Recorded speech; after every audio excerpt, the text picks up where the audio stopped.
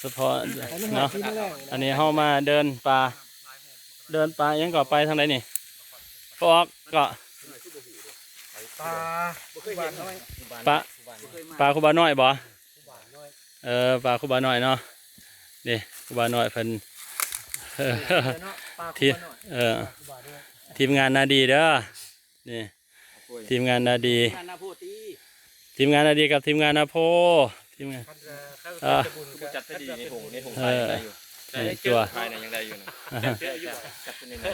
เจอแต่หอยมันเ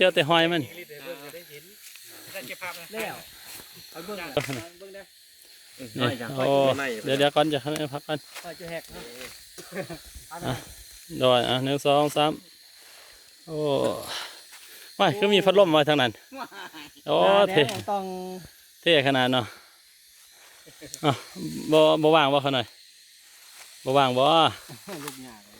โอ้มาพาตีขนาดเย็นๆพี่อาจารย์ร้อยขอข่าวน้ำก่อนขอข่าวพอตามสื่อยางที่เดียวจบเลยนะไม่ต้องพักนะโอ้จบเลยมันก็ค่อยแบบ